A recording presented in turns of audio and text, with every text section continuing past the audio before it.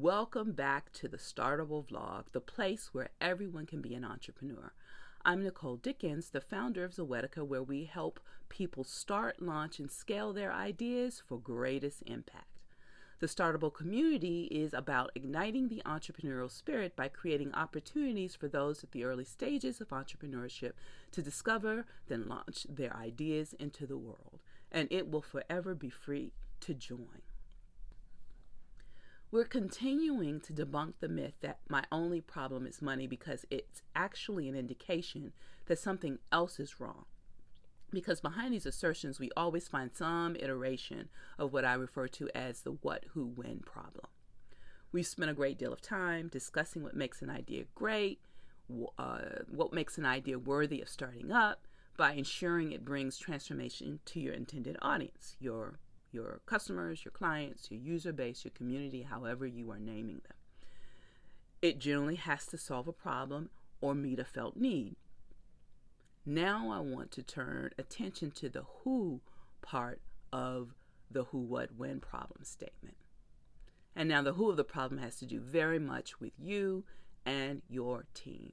And here's where I'm going to have to ask you to listen with an open mind and just delay any desire to be offended. Because, yeah, I'm going to talk about you a little bit. No, I'm not. I'm just giving you some things to think about as you continue with your funding search.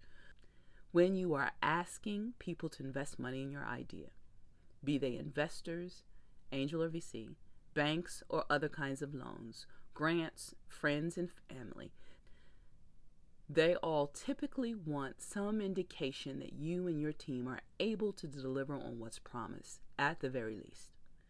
Your reputation, your integrity, your skill sets, your education, your networks all weigh into the decision to invest by all of the types of funders I previously mentioned.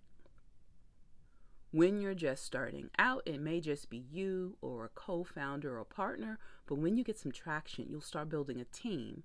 And the next question will be pretty similar. How well does your team work together? Do your funders have confidence in their ability to deliver? Do you have the right people in place even? The talent, the temperament, the network, etc.? And even after you've started and have gotten through early stage funding rounds, if your idea is something truly scalable, the question will be, can you run an organization and not simply produce a product or a service? Can you lead people? Can you manage a board, shareholders, the public eye? If investors have any worries along these lines, then likelihood of funding is significantly reduced. And if you do get funding, it doesn't necessarily mean you or parts of your team won't be replaced.